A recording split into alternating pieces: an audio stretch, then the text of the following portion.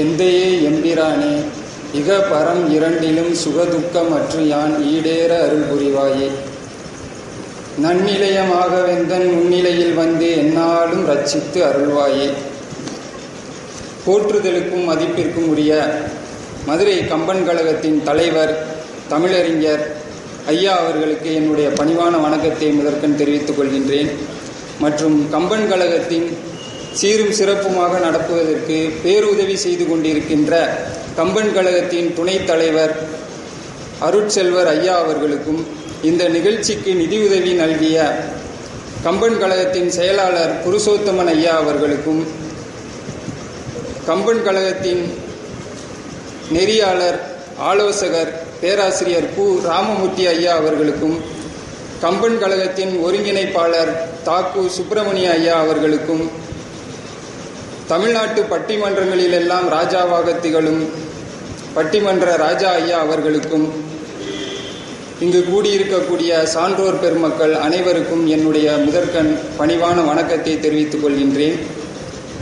மேலும் இங்கு கூடியுள்ள பொதுமக்கள் அனைவருக்கும் என்னுடைய வணக்கத்தை தெரிவித்துக் கொண்டு என்னுடைய உரையை தொடங்குகின்றேன். மதுரை கம்பன் கழகத்தின் 150வது மாத கூட்டத்தின் தலைப்பு கம்பரும் கீவாஜாவும். கீவாஜா எனும் 3 எழுத்து மந்திரம் கிருஷ்ணராஜபுர வாசுதேவ ஜெகநாதன் என விரியும். கிருஷ்ணராஜபுரம் எனும் சிற்றூரில் வாசுதேவர் என்பவருக்கு மகனாக 1906ஆம் ஆண்டு ஏப்ரல் 11ஆம் நாள் பிறந்தார். இவர் தமிழ் இதழாளர், கவிஞர், எழுத்தாளர், நாட்டுப்புறவியலாளர் என்று பல துறைகளில் ஆளுமை பெற்ற தமிழ் அறிஞர். இவருக்கு கிடைத்த பட்டங்கள் தமிழ் கவி பூஷணம், உபன்யாச கேசரி, செந்தமிழ் செல்வர், தமிழ் பெரும் புலவர், திருநெறி தவமணி, திருமுருகாற்றுப்படை அரசு என்ற பட்டங்களை கீவாஜா அவர்கள் பெற்றார். மேலும் கீவாஜாவின் பேச்சாற்றலை பாராட்டும் வகையில் அவருக்கு காஞ்சி காமகோடி பீடாதிபதி பெரியவர்கள் வாக்கீச கலாநிதி என்ற பட்டத்தை வழங்கினார்கள். வாக்கு ஈச கலாநிதி. இவர் மொத்தம் 141 நூல்களை எழுதியுள்ளார். இவர் எழுதிய அத்தனை நூல்களும் இன்று நாட்டுடைமையாக்கப்பட்டுள்ளது. வீரர் உலகம் எனும் இலக்கிய விமர்சன படைப்பிற்காக சாகித்ய அகாடமி விருது பெற்றார். தமிழ் தாத்தா உவே சாமிநாத ஐயரின் தலைமாணாக்கராக இருந்து தமிழ் பயின்று உவேசாவின் அருந்தமிழ் பணிக்கு துணை நின்றவர். கீவாஜாவின் பணிவும் பக்தியும் உவேசாவை பெரிதும் ஈர்த்தது. எனக்கு தள்ளாமை வந்துவிட்ட நேரத்தில் எனக்கு துணையாக இருப்பதற்காக இறைவன்தான் உன்னை என்னிடம் அனுப்பி வைத்தான் என்று உவேசா அவர்கள் அகமகிழ்ந்து கொண்டார். உவேசா அவர்கள் எப்படி ஊர் ஊராக சென்று ஓலைச்சுவடிகளை சேகரித்து தமிழ் இலக்கியத்தை காத்தாரோ, அதே போல கீவாஜா ஊர் ஊராக சென்று நாட்டுப்புற பாடல்களையும் பழமொழிகளையும் சேர்த்து வெளியிட்டுள்ளார். காந்தியடிகள் தலைமையில் நாட்டு விடுதலைக்காக பலரும் முனைப்புடன் போராடி கொண்டிருந்த பொழுது கீவாஜா அவர்கள் காந்திய இயக்கத்தினருடன் இணைந்து அன்று முதல் இறுதி நாள் வரை கதர் ஆடையே அணிந்திருந்தார். இது அவருடைய நாட்டுப்பற்றை பறைசாற்றுகின்றது. கலைமகள் இதழில் 50 ஆண்டுகள் ஆசிரியராக பணியாற்றியவர் கீவாஜா. ஒரே பத்திரிகையில் 50 ஆண்டுகள் பணியாற்றிய ஒரே தமிழறிஞர் கீவா ஜெகநாதன் அவர்கள் மட்டுமே. கீவாஜா மீது மதிப்பும் மரியாதையும் வைத்திருந்த கிருபானந்தா வாரியார் அவர்கள் நமக்கெல்லாம் கலைமகள் ஆசிரியர், ஆனால் இந்த கீவாஜா அந்த கலைமகளுக்கே ஆசிரியர் என்று அவரை புகழ்ந்துரைத்தார். கீவாஜா அவர்களின் தமிழ் நடையில் கடினம் இருக்காது, கன்னித்தமிழ் மிளிரும். ஒரு கலைஞனின் தியாகம் வெளிப்படும். தொல்காப்பியம் என்றாலே புரிந்து கொள்வது கடினம் என்ற நிலை மாற்றி பயப்படாதீர்கள் என்ற கட்டுரையை கலைமகள் இதழில் எழுதினார். கவிதை புனைவது கடினமல்ல, கவி பாடலாம் வா என்ற நூலின் மூலம் பலரை கவிஞனாக்கினார். கம்பராமாயணத்தின் நடையின் நளினத்தை அழியா அழகு என்ற நூலின் மூலம் அழகுபட விளக்கினார். திருமுருகாற்றுப்படை விளக்கத்தின் மூலம் மோட்சத்திற்கு வழிகாட்டினார்.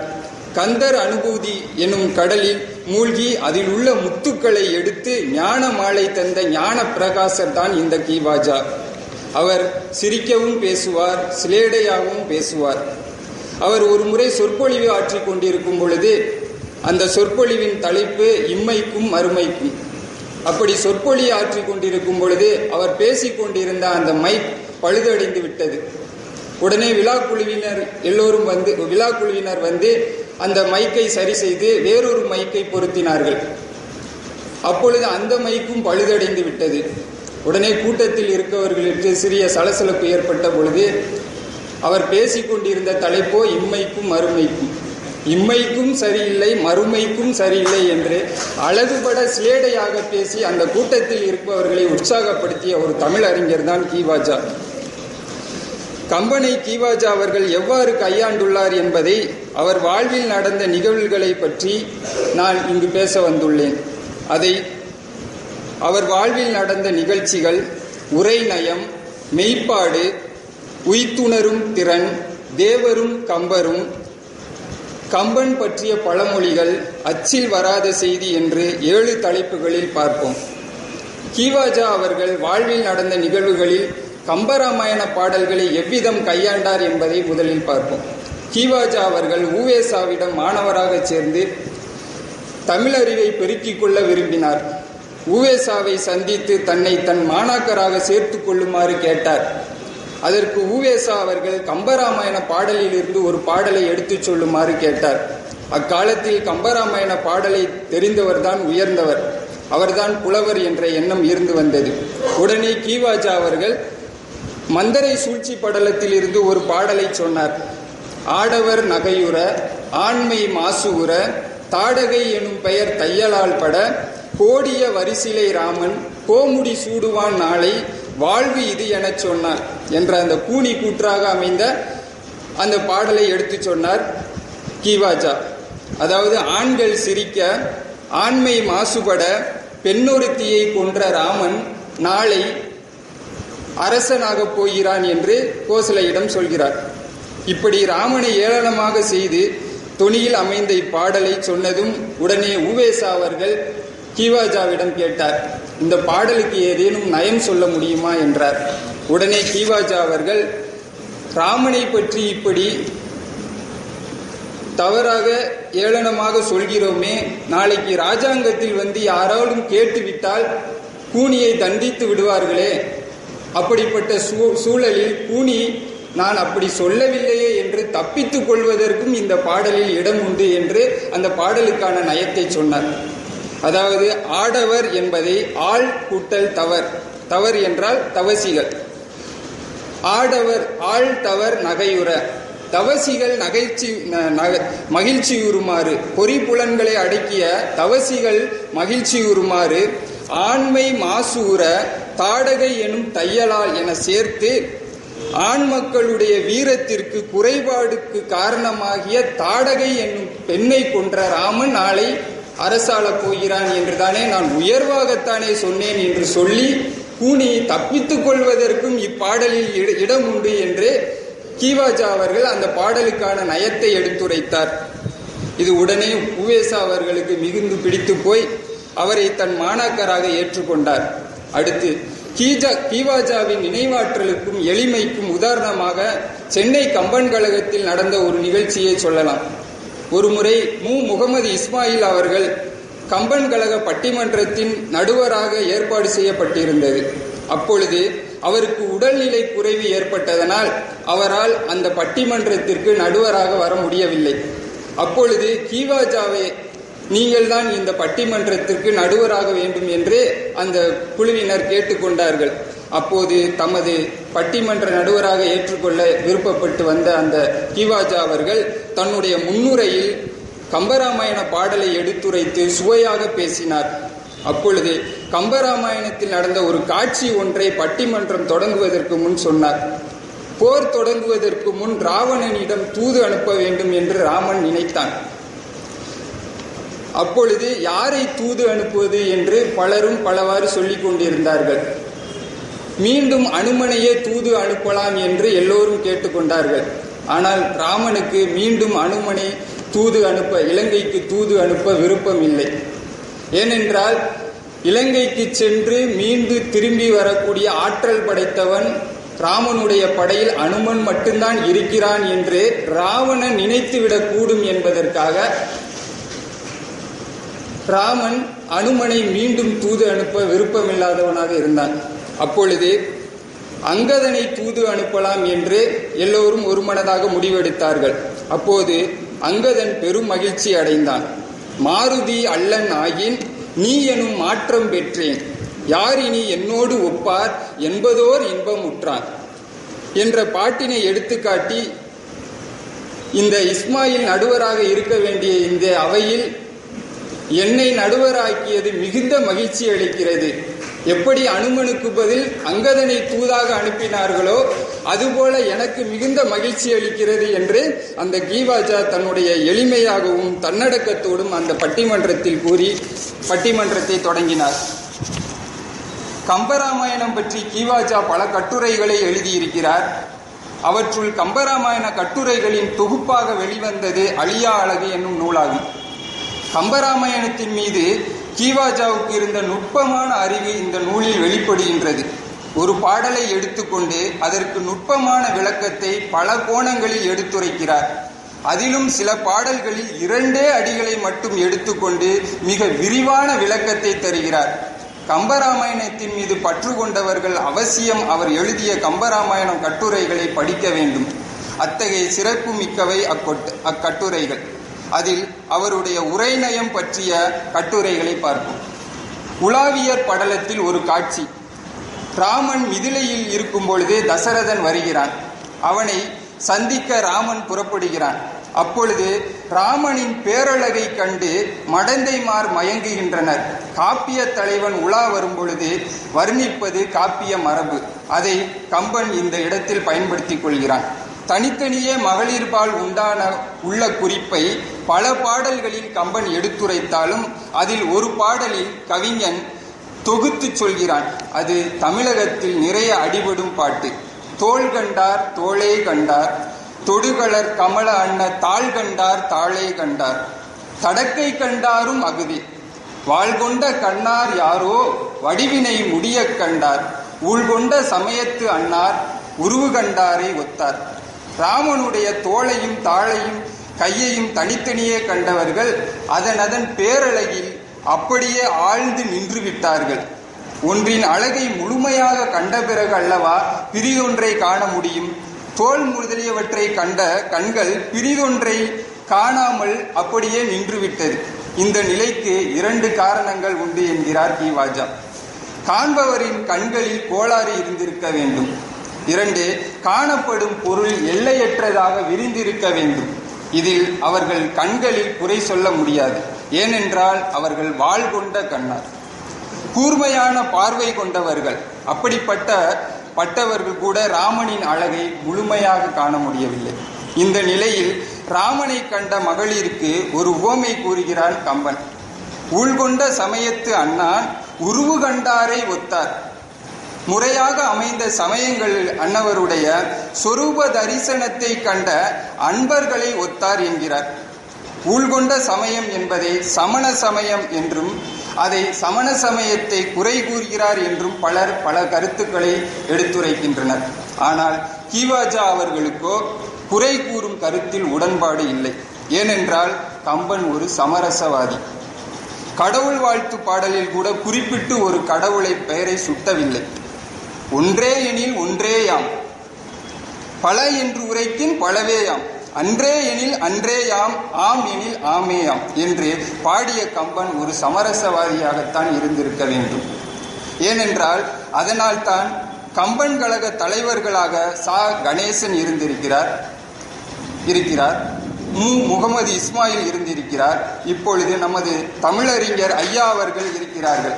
இப்படி சமயம் கடந்து கம்பன் கழகம் உயர்ந்து நிற்கிறது என்றால் கீவாஜா சொல்வதை போல கம்பன் ஒரு சமரசவாதி. இங்கு ஊழ்கொண்ட சமயம் என்பதற்கு குறிப்பாக சமண சமயத்தை மட்டும் குறிப்பிடாமல் வேத முறைப்படி அமைந்த சமயங்கள் என்று பொருள் கொள்ள வேண்டும் என்கிறார்.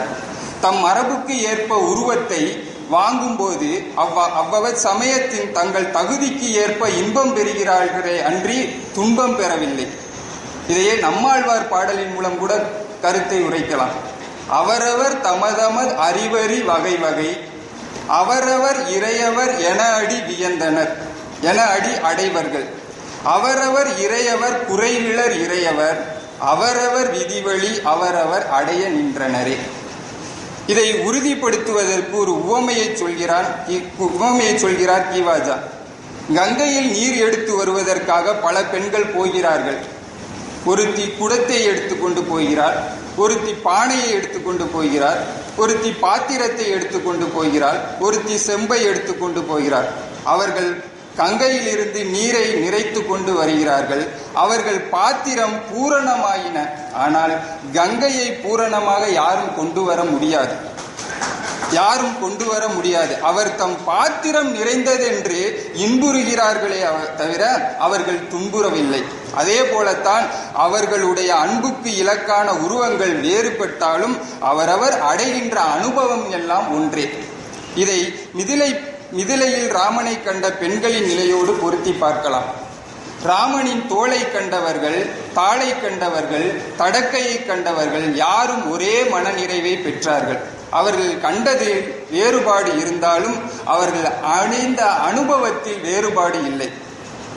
அவரவர் விதிவழி அவரவர் அடைய நின்றார் என்பதற்கு இணங்க அவர்கள் இருந்தார் என்பதை கீவாஜா அவர்கள் எடுத்துரைக்கின்றார். மேலும் இப்பாடலில் தோள், தாள், கை என்ற வரிசையில் மூன்றையும் கண்டதாக கம்பன் சொல்கிறான். ஒன்று தோள், கை, தாள் என்று இறங்குமுகமாக சொல்லி இருக்க வேண்டும், அல்லது தாள், கை, தோள் என ஏறுமுகமாக சொல்லி இருக்க வேண்டும். இதை கேசாதி பாதம் பாதாதி கேசம் என்பார்கள். ஆனால் கம்பன் இவ்வாறு கூறுவதற்கு காரணம் என்ன? தாடகையை கம்பன் இவ்வாறு கூறுவதற்கு காரணத்தை கீவாஜா அவர்கள் மிக நுணுக்கமாக குறிப்பிடுகிறார். தாடகையை வதம் செய்த தோல்வழியை முதலில் சொல்கிறார். அகலியை சாபத்தை போக்கிய தாழ்வழியை இரண்டாவது சொல்கிறார். சீதையை மனம் முடிக்க வில்லை ஒடித்த தடக்கையின் வலிமையை மூன்றாவதாக சொல்கிறார்.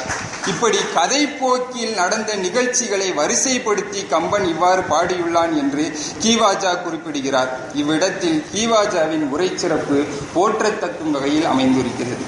அடுத்ததாக கீவாஜாவின் உரைநயச் சிறப்புக்கு இன்னொரு பாடலை உதாரணமாக சொல்லலாம். ராமன், சீதை, இலக்குவன் ஆகியோர் அயோத்தியை விட்டு புறப்பட்டு விட்டார்கள். அயோத்தியில் ராமனுடைய பிரிவால் பலரும் உயிரில்லாத உடம்பு போல் இருக்கிறார்கள். அப்பொழுது கங்கை படலத்தில் முதற் பாடல். இப்பாடலில் முன் 2 அடி ராமன், சீதை, இலக்குவன் போவதாக சொல்கிறான் கம்பன். பின் 2 அடியில் நின்று நிதானித்து ராமனின் அழகை உணர்ச்சி வயத்தோடு எடுத்துரைக்கின்றான். அப்பாடல் வெய்யோன் ஒளி தன் மேனியின் விரிசோதியின் மறைய பொய்யோ எனும் இடையாளோடு இளையானோடும் போனான். மையோ மரகதமோ மறிகடலோ மலைமுகிலோ ஐயோ இவன் வடிவு என்பதோர் அழியா அழகுடையான். கதிரவன் ஒளி தன் மேனியில் பட முதலில் ராமன் செல்கிறான். அடுத்தபடியாக பொய்யோ என்னும் இடையாளாகிய சீதை கருநாயிற்றின் நிழல் போல செல்கிறாள். அவளுக்கு பின் காவலனாக இலக்குவன் செல்கிறான். பாடலின் முதல் 2 அடியின் பொருள் இது. அடுத்தபடியாக ராமனின் பேரழகை உவமையாக கொண்டு அளந்துவிட நினைக்கிறான் கம்பன். ராமனின் திருமேனிக்கு எதை உவமையாக சொல்வது? அது கரிய நிறமுடையது, உள்ளங்கவரும் தன்மை உடையது. உள்ளத்தை மயக்கும் கருமை நிறைவுடைய ஒரு பொருள் அவனுக்கு நினைவுக்கு வருகிறது. அதுதான் மை, அது வசிய மை. அதை உவமையாக சொல்ல எண்ணுகிறான். அது போதுமோ போதாதோ என்ற ஐயம் எழுகிறது. இருந்தாலும் சொல்லி பார்ப்போம் என்று சொல்லத் தொடங்குகிறான். இங்கு மையோ உவமையாக்கிய கம்பன் அதை துணிவோடு சொல்லாமல் மையோ என்ற ஐய உணர்வோடே சொல்கிறான். மைக்கு ஒளி ஏது? அது சிமிழில் அடங்குவது. அதையா சொல்லுவது ராமனுடைய அழகிற்கு? அப்படி என்றால் ஒளியுடைய மதிப்புடைய வேறு ஒன்றை சொல்ல வேண்டும் என்று விரும்புகிறான் கம்பன். அப்பொழுது அவன் நினைவுக்கு மரகதம் நினைவுக்கு வருகிறது. ஆம், சுடர்விடும் திருமேனிக்கு இதுதான் சரியான உதாரணம் என்று அப்பொழுது மையோ என்றான். அப்பொழுதும் அவன் ஐய உணர்வே அவனை விட்டு வைக்கவில்லை. இருந்தாலும் ஐய உணர்வோடு சொல்லுகிறான். மரகதம் சிறிய அளவிலே அடங்குவது, எல்லையின்றி விரிந்து கிடப்பது இவனுடைய அழகு. அப்படி என்றால் இந்த பேரழகிற்கு எல்லையற்ற ஒன்றை அல்லவா உவமையாக கூற வேண்டும் என்று தோன்றுகிறது கம்பனுக்கு. அப்பொழுது நீல பரப்பாகிய கடல் அவன் உள்ளக்கண்ணில் தோன்றுகிறது. ராமனின் அழகிற்கு கடல்தான் தக்க உதாரணம் என்று ஒரு கணம் நினைக்கிறான். நினைத்தவுடன் சொன்னான். சொல்லும் போதே ஐயம் உடன் பற்றி கொண்டது. அதனால் தான் மறிகடலோ என்றான். உரியில் உள்ள தின்பண்டத்தை எடுப்பதற்காக ஒரு குழந்தை நாற்காலியை போட்டு எட்டுகிறது. அதன் மேல் முக்காலியை போட்டு எட்டுகிறது, எட்டவில்லை. அதன் மேல் ஒரு பானையை வைத்து உரியை எட்டி பார்க்கிறது, அப்பொழுதும் எட்டவில்லை. அதுபோலத்தான் கம்பனும் இங்கு லாவண்ய என்னும் அமுத கலசத்தை எட்டி பிடிப்பதற்காக எதையெதையோ உவமையாக அடுக்கிக் கொண்டே இருக்கிறான். முதலில் மைப்படிக்கட்டு போட்டான், எட்டவில்லை. அடுத்து மரகத படிக்கட்டு போட்டான், எட்டவில்லை. ராமலாவண்யம் இன்னும் எட்டாக்கனியாகவே உள்ளது. இருந்தாலும் கம்பன் விட்டு வைக்கவில்லை. கடலை உவமையாக சொன்ன கம்பனுக்கு முழு திருப்தி அளிக்கவில்லை. கடல்தான் இருக்கும் இடத்தில் வந்து காண்பவர்களுக்கு காட்சி தரக்கூடியது. ஆனால் இவன் அழகோ நாடுபவர்களின் உள்ளத்தில் காட்சி அளிக்கக்கூடியது. அப்படி என்றால் பல இடங்களுக்கு சென்று காட்சியளிக்கும் பொருள் எது? அது கரிய பொருள், உயர்ந்த பொருள் என்று யோசிக்கிறான். அப்பொழுது மழை பெய்யும் நிலையில் உள்ள கருமுகில் அவனுக்கு நினைவுக்கு வருகிறது. உடனே மழை முகிலோ என்றான். அப்பொழுதும் கம்பனுக்கு மனநிறைவு ஏற்படவில்லை. மைப்படிக்கட்டேறி, மரகத படிக்கட்டேறி, மறிகடல் படிக்கட்டேறி, மலைமுகிர் படிக்கட்டேறி ராமலாவண்யம் இன்னும் எட்டப்படவில்லை. கம்பன் இப்போது சளைத்து விட்டான். குழந்தை உரியில் உள்ள பொருளை எடுப்பதற்கு எல்லாவற்றையும் அடுக்கி கொண்டு ஏறி பார்க்கிறது. அப்பொழுதும் எட்டவில்லை. 2 கையையும் விரித்து ஐயோ என்று அது அலறுமே, அதுபோலத்தான் கம்பனும் இங்கு ஐயோ என்று குழந்தையை போல அலறுகிறான். மையோ மரகதமோ மறிகடலோ மலை முகிலோ ஐயோ இவன் வடிவு என்பதோர் அழியா அழகுடையான் என்று பாடலை முடிக்கிறான். அறிவு தலைப்பட்டால் சொல் வரும், அனுபவம் தலைப்பட்டால் உணர்ச்சி எழும், சொல் அடங்கும்.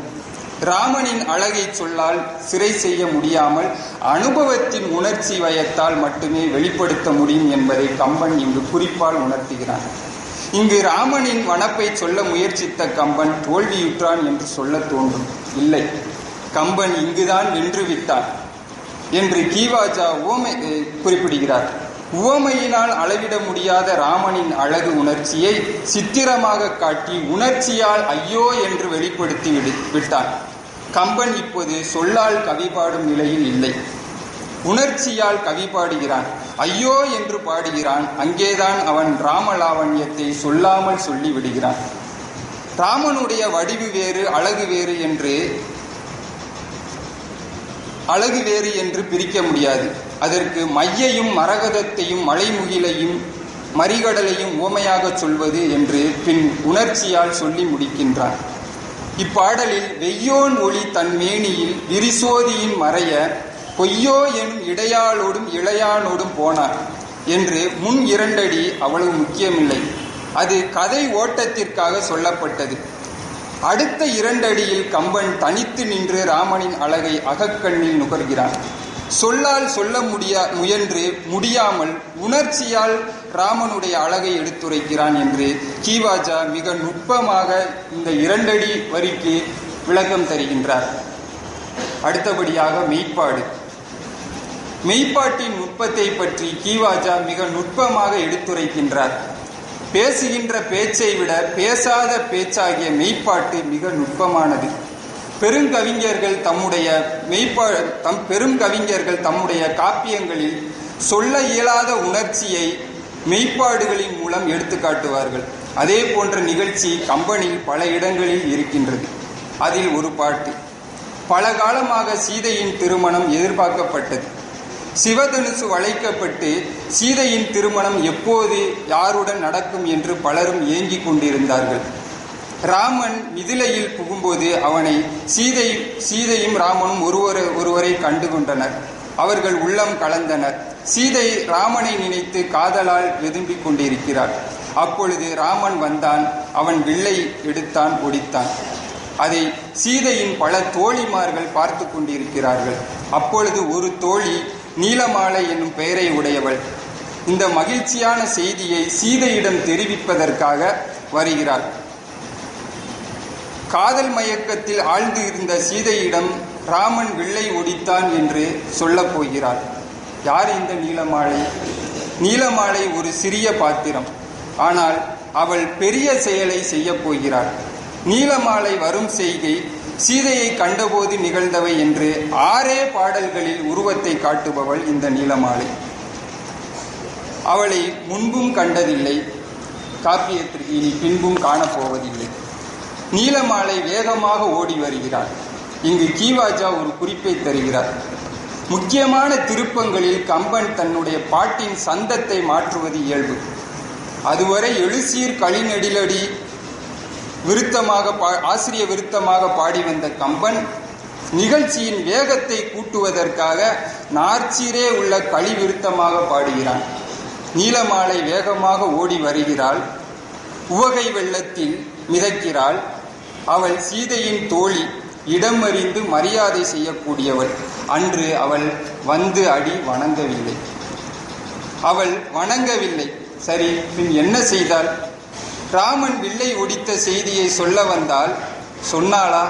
சொல்லவில்லை. வழங்கும் ஓதையாள். ஓதை என்றால் ஆரவாரம். அவள் தன்னை மறந்து சத்தம் போடுகிறாள், ஆரவாரம் செய்கின்றாள். தவிர வார்த்தை ஒன்றும் சொல்லவில்லை. அந்தமில் உவகையால் ஆடி பாடினாள். அவளுக்கு உவகை பித்தே பிடித்து விட்டது. வந்தடி வணங்கிலள், வழங்கும் ஓதையல், அந்தமில் உவகையல் ஆடி பாடினாள். சீதை அவளை பிடித்து, இவள் பழைய நீலமாலையாக வரவில்லை, உவமையின் உருவமாக வந்திருக்கின்றாள். அதற்கு காரணம் ஏதோ ஒரு நிகழ்வு நடந்திருக்கிறது என்று ஊகித்து கொண்டு சீதை சிந்தையுள் மகிழ்ச்சியும் புகுந்த செய்தியும் சுந்தரி சொல் என சீதை கேட்டாள். வேகமாக சுழலும் பம்பரத்தில் ஒரு சிறிய கோலை கொண்டு போய் தொட்டால் அது சற்றே இடமாறி சுற்றும். அதுபோலத்தான் நீலமாலையின் நிலை. தன்னை மறந்த அவளை சீதை சுந்தரி என்று அழைத்ததும் அவள் நினைவு திரும்புகிறது. தன் உணர்வுக்கு வருகிறாள். அடடா, என்ன காரியம் செய்து விட்டோம், உவகை வெறியால் ஒரு கூத்தே ஆடிவிட்டோமே என்ற எண்ணம் அவளுக்கு வருகிறது.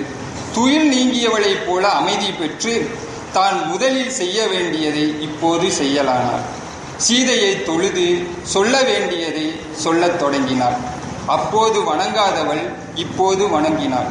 அப்போது சொல்லாதவள் இப்போது சொல்கிறாள். வந்தடி வணங்கிலள், வழங்கும் ஓதையால், அந்தமில் உவகையல் ஆடி பாடினாள். சிந்தையின் மகிழ்ச்சியும் புகுந்த செய்தியும் சுந்தரி சொல் என தொழுது சொல்லுவாள். சீதை கேட்ட பிறகு தன் இயல்பு நிலைக்கு வந்து நீலமாலை எடுத்து சொல்கிறாள். அவள் என்ன சொன்னாள்? கம்பராமாயணத்தை படித்தவர்களுக்கு அது தெரியும். இங்கு கம்பன் தன் படைத்த பெரிய பாத்திரங்களின் உருவத்தை பல இடங்களில் பல கோணங்களில் காட்டுவான். அதுபோல அவன் படைத்த சிறிய பாத்திரமாகிய நீலமாலையின் பாத்திரத்தை உயிரோட்டம் உடையதாகவும் படிப்போர் மனதில் தங்கும் அற்புத சித்திரமாகவும் படைத்திருக்கிறான் கம்பன் என்று கீவாஜா எடுத்துரைக்கின்றார். இன்னொரு இடத்தில் கம்பன் மெய்ப்பாட்டை விளக்குவதில் விஞ்சி நிற்கின்றான். அது ராமனின் முகம். ராமன் நாளை முடிசூடப் போகிறான். மன்னன், முனிவர், மக்கள் எல்லோரும் மகிழ்ச்சியோடு இருக்கிறார்கள். அப்போது கைகேயி தசரதனோடு வாதிட்டு தனக்கு வேண்டிய 2 வரங்களை பெற்றுக்கொள்கிறாள். அடுத்த நாள் கைகேயியை பார்க்க ராமன் பணிவோடு வருகிறான். நீங்கள் சொல்வது போல் நடக்க ஆயத்தமாக இருக்கிறேன், பணியுங்கள் என்றான் ராமன். பரதன் நாடாள நீ காட்டுக்கு போ என்றாள் கைகேயி. சும்மா இருந்தவனை கூப்பிட்டு நீதான் நாளைக்கு ராஜா என்று சொல்லிவிட்டு அடுத்த நாள் காலையில் நீ ராஜா இல்லை என்று சொன்னால் எப்படி இருக்கும்? நீ ராஜா இல்லை என்று சொன்னால் கூட பரவாயில்லை, நீ 14 ஆண்டுகள் காட்டுக்கு போக வேண்டும் என்று சொன்னால் எப்படி இருக்கும்? இதையே வேறு ஒருவனாக இருந்தால் என்று மூச்சை பிடித்து விழுந்து இறந்து இருப்பான். சற்று முரடனாக இருந்தால் கைகேயின் கழுத்தை நெரித்து கொன்று இருப்பான். ஆனால் ஆனால் ராமனோ குணங்களில் உயர்ந்தவன். அவனின் முகம் மெய்ப்பாடு, அப்பொழுது அவனுடைய முகம் எப்படி இருந்தது என்பதை கம்பன் விளக்குகிறான். கைகேயின் சுடிசொல்லை கேட்ட ராமனின் திருமுகம் எப்படி இருந்தது? முதலில் சொல்லத் தொடங்குகிறான் கம்பன். அப்போது அந்த காட்சியை கண்டவர்கள் மூவர். ஒருத்தி கைகேயி, மற்றொருவர் கடவுள், பின்னொருவன் கம்பன். கைகேயி கண்டது கைகேயி கண்டும் காணாத குருடி, கடவுள் கண்டும் சொல்லாத ஊமை. கம்பன் ஒருவனே கண்டதை சொல்ல வருகிறான். அந்த இடத்தில் ராமனின் திருமுகம் எப்படி இருந்தது என்று சொல்வதற்கு முன் ஒரு பீடிகை போட்டுக் கொள்கிறான். அப்போது அடைந்த அனுபவத்தை இப்போது சொல்ல இயம்புவது என்னை போன்றவர்களுக்கு எளிதான காரியமல்ல என்கிறான். இப்பொழுது எம்மனோரால் இயம்புதற்கு எளிதோ? இந்த பீடிகை அதிக மதிப்பை உண்டு பண்ணுகிறது. ராமனுடைய திருமுகத்தை செவ்வியை 3 காலங்களில் பார்க்கிறான் கவிஞன். ஒன்று, கைகேயின் சுடுசொல்லை கேட்பதற்கு முன் ஒரு நிலை, கேட்ட பொழுது ஒரு நிலை, கேட்ட பின் ஒரு நிலை. அதாவது இறந்த காலம், நிகழ்காலம், எதிர்காலம் என்ற அடிப்படையில் 3ஆக பிரிக்கிறான் கம்பன். இந்த 3இல் நுட்பமானது நிகழ்காலம். எதிர்காலமாக இருப்பது இறந்த காலமாவதற்கு நடுவில் இருப்பது. அது மிகவும் சுருக்கமானது. அந்த நிகழ்ச்சியை சுட்டுவதற்குள் அது இறந்த காலமாக மாறிவிடும். அதாவது கைகேயி உரைத்த சுடுசொல்லை கேட்பதற்கு முன், அதை கேட்ட பின் ராமனின் திருமுகம் செந்தாமரையை ஒத்திருந்தது. ஆனால் அவள் கூறிய வாசகத்தை கேட்ட பொழுது செந்தாமரையை வென்றது. அகம் சிறந்தவன் ராமன், குணங்களில் சிறந்தவன் ராமன். சுடும் வெயிலில் மிக பொழிவது தாமரை, சுடுசொல்லில் அதைவிட பொழிவது ராமனின் முகம். இத்தகைய பண்பை எடுத்துச் சொல்ல இயலாது. அதனால் தான் யாரும் செப்பரும் குணத்தி ராமன் என்றான் கம்பன்.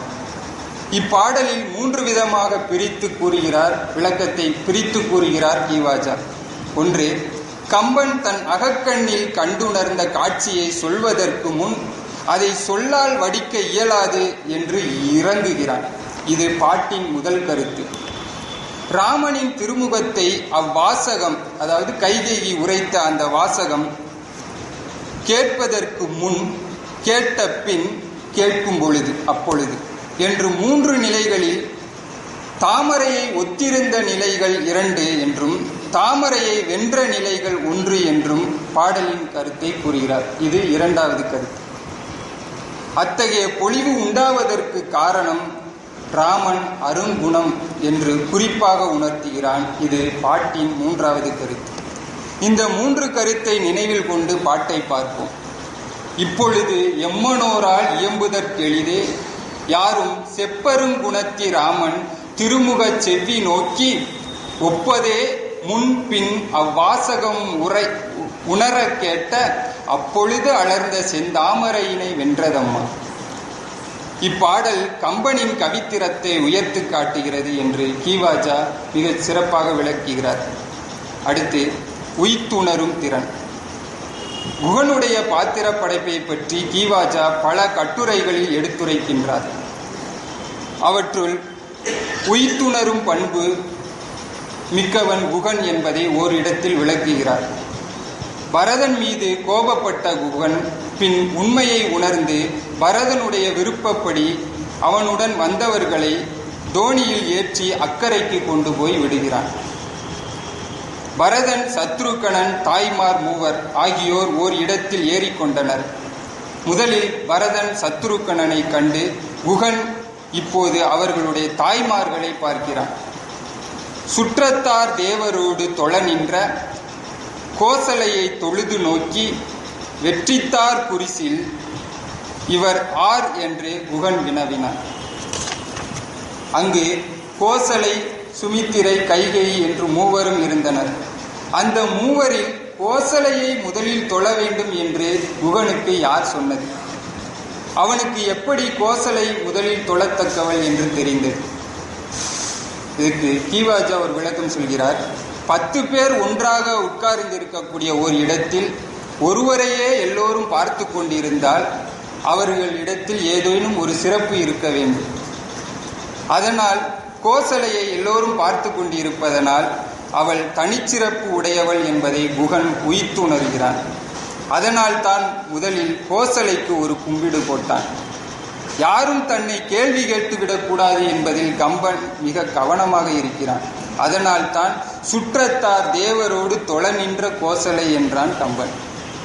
அடுத்தபடியாக சுமித்திரையை வணங்கி இந்த பெருமாட்டி யார் என்று குகன் கேட்டான். தசரதன் தேவிமார்களில் முன்னவர் பின்னவர் என்ற வரிசையில் முறைப்படுத்தும் பொழுது கோசலை, கைகேயி, சுமித்திரை என்ற வரிசையில் மூவரும் நிற்பார்கள். அந்த வகையில் தலைமைக்கு முதற் கும்பிடு போட்ட குகன் அடுத்தபடியாக கைகேயியை பற்றியல்லவா கேட்டிருக்க வேண்டும். சுமித்திரையை பற்றி பரதனிடம் வினவுவது எப்படி முறையாகும்? இந்த ஐயத்தை கம்பனே போக்குகிறான். கோசலைக்கு அடுத்தபடியாக சுமித்திரை நின்று கொண்டிருந்தாள். குற்றமுள்ள நெஞ்சு குறுகுறுக்கும் என்பது போல கைகேயி சற்றே ஒதுங்கி நின்றிருக்க வேண்டும்.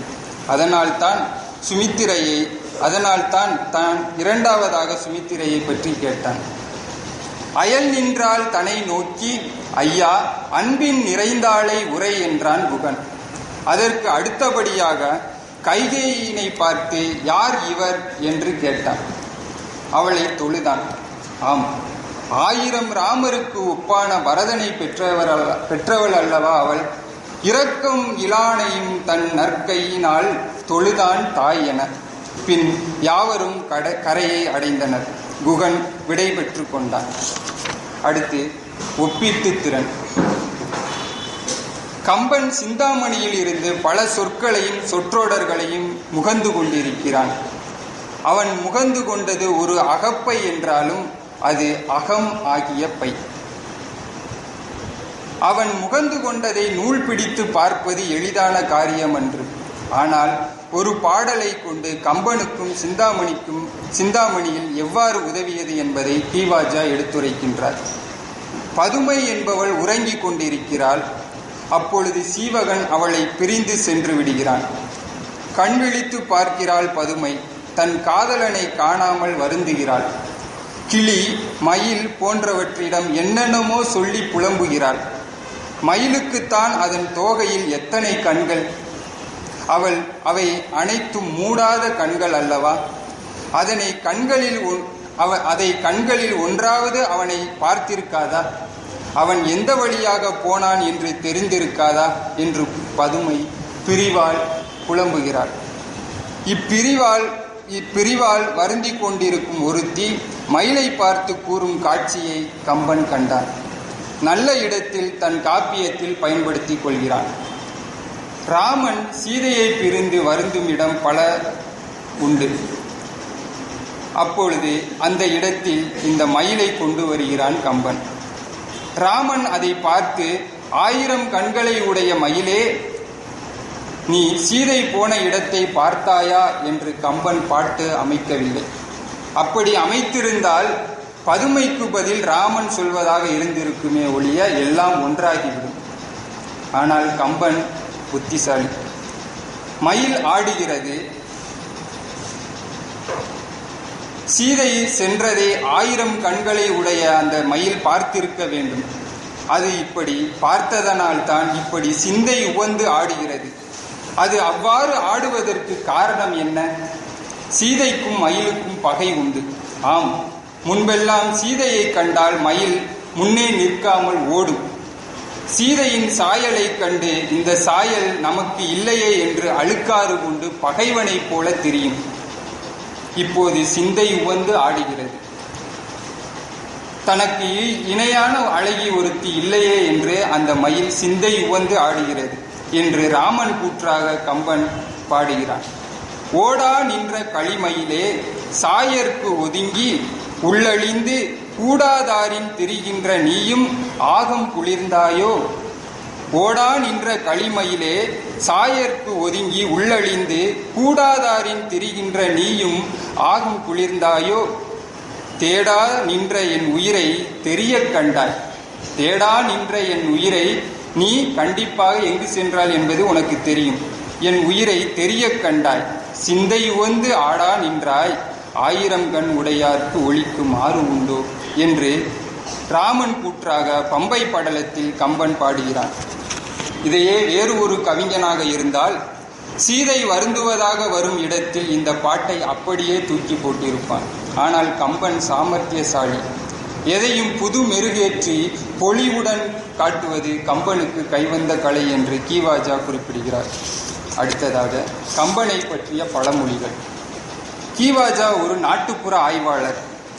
அவர் பழமைக்கு பழமையாய், புதுமைக்கு புதுமையாய் விளங்கிய ஒரு ஒப்பற்ற அறிஞர். அவர் பழமொழிகளை தொகுத்து பல நூல்களில் வெளியிட்டுள்ளார். அவற்றுள் கம்பனை பற்றிய பழமொழிகள் நிறைய உண்டு. அவை கம்ப சூத்திரம், கம்ப சித்திரம், கம்பன் வீட்டு கட்டுத்தெறியும் கவி பாடும், கல்வியிற் பெரியவன் கம்பன், கம்பன் போன வழி என்பதாகும். இதில் கம்பன் போன வழி என்பதற்கு இலக்கணத்திற்கு கம்பன் கட்டுப்படுவதில்லை, அவன் செல்லும் வழியே இலக்கணமாகிவிடும் என்று பலர் கருத்து நிகழ்ந்து கொண்டிருக்கிறது. ஆனால் கீவாஜா இந்த பழமொழிக்கு இன்னொரு புதுமையான கருத்தை எடுத்துரைக்கின்றார். அக்காலத்தில் கம்பன் தன்னுடைய பாடல்களை பாடுவதற்காக ஊர் ஊராக சென்று பாடி வருவான். அப்படி அவன் பாடச் செல்லும் பொழுது அவனை பின்தொடர்ந்து ஒரு பெரிய கூட்டமே பின்தொடர்ந்து வருமா. அப்படி அந்த பெரிய கூட்டமே பின்தொடர்ந்து வரும் பொழுது அவனை பார்த்து அவனுடைய பேச்சை கேட்டு அவனுடைய தரிசித்து மிகுந்த மகிழ்ச்சி அடைவார்களாம். அப்படி கம்பன் ஒரு ஊரில் இருந்து இன்னொரு ஊருக்கு செல்லும் பொழுது பலர் பின்தொடர்ந்து வருகிறார்கள். அப்பொழுது கம்பன் வயல்வெளியில் வரப்பில் நடந்து போகிறான். எல்லோரும் வயல்வெளி வரப்பில் நடக்க முடியாது என்பதற்காக விளைநிலங்களில் நடந்து செல்கிறார்கள். அப்படி அவர்கள் விளைநிலங்களில் நடந்து செல்லும் பொழுது அந்த விளைநிலங்களில் உள்ள பயிர்கள் எல்லாம் பல நாசமாகின்றன. இப்படி பயிர்கள் எல்லாம் நாசமாகும் பொழுது அந்த நிலத்தில் விளைந்த பொருள்களுக்கேற்ப வரி செலுத்தக்கூடிய அதிகாரிகள் வந்து அந்த நிலத்தை பார்வையிடுவார்களாம். அப்படி சேதமடைந்த அந்த விளைநிலங்களின் அளவைக்கேற்ப கழித்து கொண்டு இது கம்பன் போன வழி என்று கணக்கில் எழுதி விடுவார்களாம் என்று இந்த கம்பன் போன வழி என்ற அந்த பழமொழிக்கு கீவாஜா அவர்கள் மிகச் சிறப்பான புதிய ஒரு பழமொழிக்கான விளக்கத்தை எடுத்துரைக்கின்றார். அடுத்ததாக நிறைவாக அச்சில் வராத செய்தி. ஒருமுறை கீவாஜா அவர்கள் வந்தவாசியில் சொற்பொழிவு ஆற்றிக் கொண்டிருந்தார். அப்பொழுது அறிமுக உரையில் ஒருவர் பேசினார், கீவாஜாவை எனக்கு பிடிக்காது. அறிமுக உரையில் அந்த அறிஞரை வைத்துக்கொண்டு கீவாஜாவை எனக்கு பிடிக்காது, இருந்தாலும் அவர் ஊவே சாமிநாத ஐயரின் மாணவர் என்பதற்காக நாங்கள் அவரை இங்கு பேச அழைத்திருக்கிறோம் என்று கூறிவிட்டு அக்கூட்டத்தில் இருந்து சென்றார். அப்பொழுது பொறுமையாக பேச வந்த கீவாஜா கம்பராமாயணத்தின் ஒரு காட்சியை எடுத்துரைத்தார். அதாவது சீதை அசோகவனத்தில் சிறைப்பட்டிருக்கும் பொழுது அவளை பார்த்த அனுமன் நான் ராமபக்தன் வந்துள்ளேன் என்று அறிமுகப்படுத்தினார். அப்பொழுது சீதை அனுமனை பார்த்து ஐயப்படுகிறாள். இவன் ராமன் அனுப்பிய தூதுவனா இல்லையா என்று சந்தேகம் அவளுக்கு ஏற்படுகின்றது. அப்போது சீதையின் கூற்றாக அமைத்த உருக்காட்டு படலத்தில் ஒரு பாடலை கீவாஜா எடுத்துரைக்கின்றார்.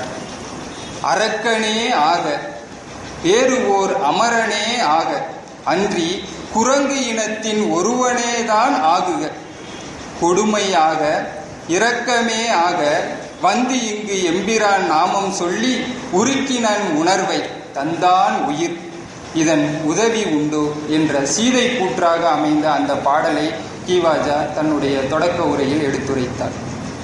அனுமனை கண்ட சீதை இவனை நம்பலாமா வேண்டாமா என்ற ஐயத்தில் இருந்தபோது இங்கு எம்பிரான் நாமம் சொல்லி உருக்கினன் உணர்வை தந்தான் உயிர் என்று கூறினார். ராமபிரான் நாமம் சொன்னதால் நான் உன்னை நம்புகிறேன், ஏற்றுக்கொள்கிறேன் என்றார். அதுபோல அறிமுக உரையில் பேசியவர் இங்கு எம்பிரான் என்னுடைய குருபிரான் உவே சாமிநாதர் ஐயரின் பெயர் சொல்லி நான் அவருடைய மாணவர் என்று கூறி என் உள்ளத்தை உருக்கினார். இப்பொழுதுதான் எனக்கு உயிரே வந்தது என்று மிக தன்னடக்கத்தோடு பதிலுரைத்தார் கீவாஜா. இப்படி தன்னை இகழ்ந்தவரையும் பொறுத்து கொண்டு கம்பன் கவிவரியில் பதிலடி கொடுத்த ஒப்பற்ற கவிஞர்தான் இந்த கீவாஜா. இத்தகைய சிறப்புமிக்க ஆளுமை தன்மை நிறைந்தவர்தான் இந்த கீவாஜா. பேச்சாளர் ஒருவர் எழுத்தாளராக இருக்க வேண்டும் என்ற கட்டாயம் இல்லை. அதுபோல் எழுத்தாளர் ஒருவர் சிறந்த பேச்சாளராக வெற்றி பெற வேண்டும் என்ற நிர்பந்தம் இல்லை. ஆனால் இந்த இரண்டையும் செம்மையாக செய்தவர் கீவா ஜெகநாதன் அவர்கள். பழமைக்கும் புதுமைக்கும் பாலமாக திகழ்ந்து பல தலைமுறையும் படித்து இன்புறக்கூடிய தமிழ் பொக்கிஷத்தை வழங்கி சென்றிருக்கிறார். தமிழ் தாய்க்கு இனிய மகனாகி, ஆசானுக்கு சிறந்த மாணவராகி, கலைமகளுக்கே ஆசிரியராக திகழ்ந்த அபூர்வ மனிதர்தான் இந்த கீவாஜா. இத்தகைய தமிழறிஞரை கம்பனோடு தொடர்புபடுத்தி பேசுவதற்கு வாய்ப்பளித்த மதுரை கம்பன் கழக நிர்வாகிகள் அனைவருக்கும் நன்றியை கூறி என்னுடைய உரையை நிறைவு செய்கின்றேன். நன்றி, வணக்கம்.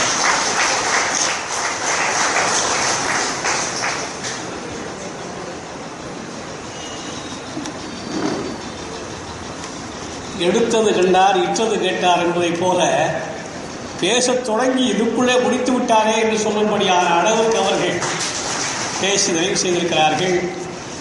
மீண்டும் கீவாஜாவே இங்கே வந்து உரையாற்றியது போல ஒரு சிறந்த உரை நம்முடைய அக்பர் அலியா அவர்கள் உரையாற்றினார்கள். முறையாக நன்றி சொல்வதற்கு எங்களுடைய கம்பன் கழகத்தின் நெறியாளர் ஐயா ராமமூர்த்தி அவர்கள் வருகிறார்கள்.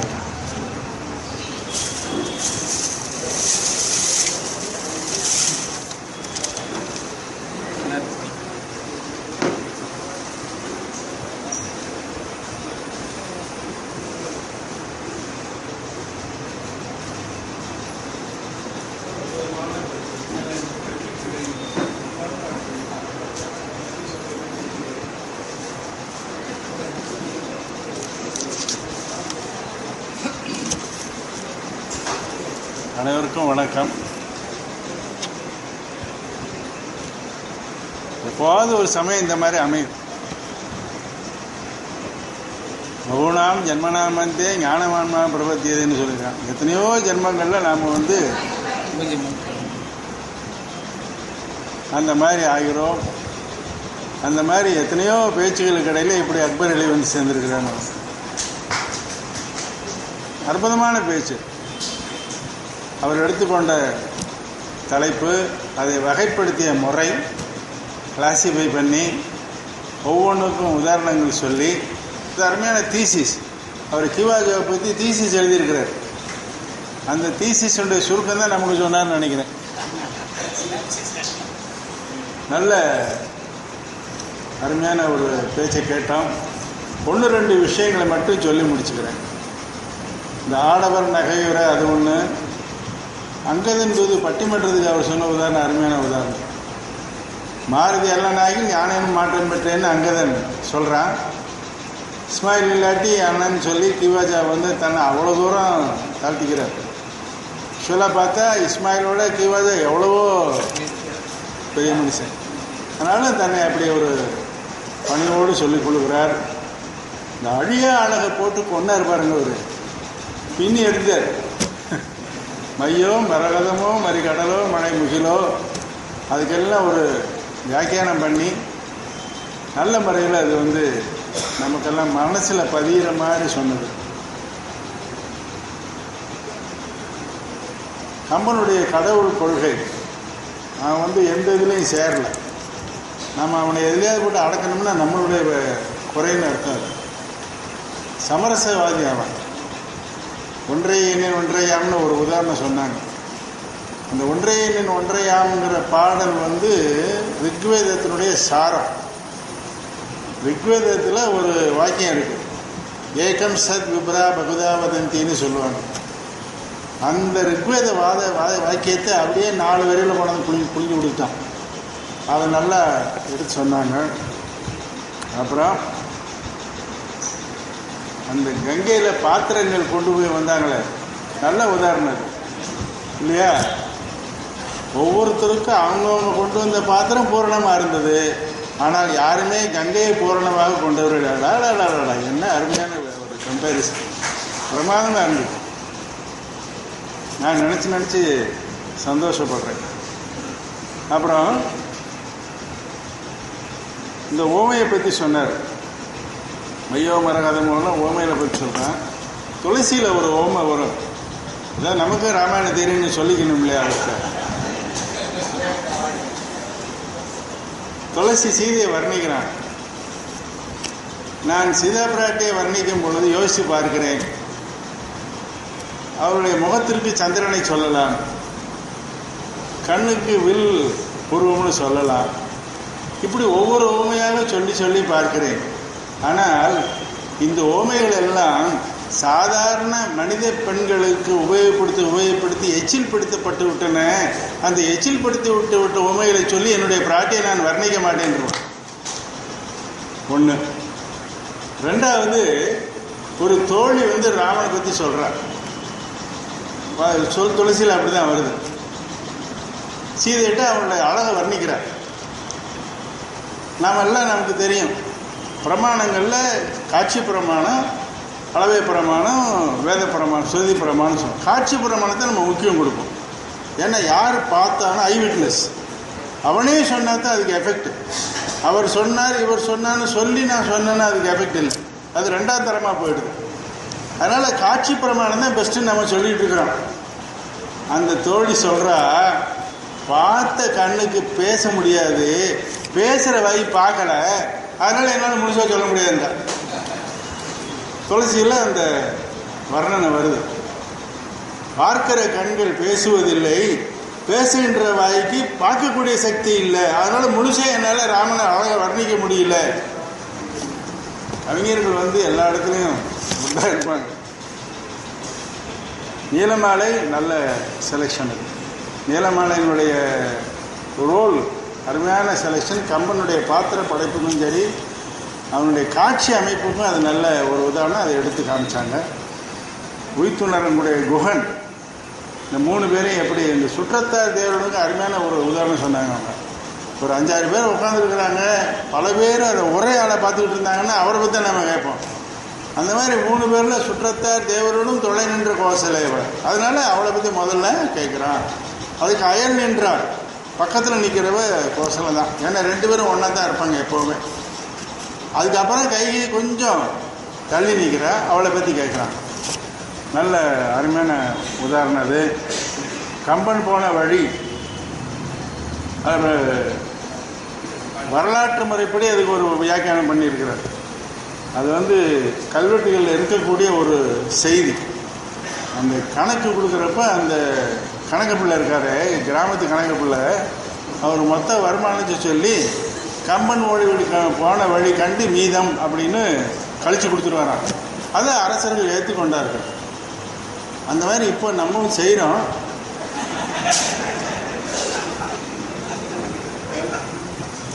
அச்சில் வராத செய்திகளில் எம்பிராம் நாமம் சொல்லி அருமையான ஒரு கான்செப்ட். அந்த சந்தர்ப்பத்தில் அவர் ஏன் இந்த மாதிரி கீவாஜாவை பிடிக்கலன்னு சொல்கிற ஆளுகள் இருக்காங்கன்னா எனக்கு ஆச்சரியமாக இருக்கு. இருந்தாலும் அவர் யுஎஸ்ஆருடைய சிஷ்யர், அதனால நான் யுஎஸ்ஆருடைய சிஷ்யர் அப்படிங்கிறதுனால நமக்கு கீவாஜாவுடைய மதிப்பு உயர்கிறது. கீவாஜாவுடைய சிஷ்யங்கிறது அக்பர் மதிப்பு பன்மடங்கு உயர்கிறது. நன்றி, வணக்கம்.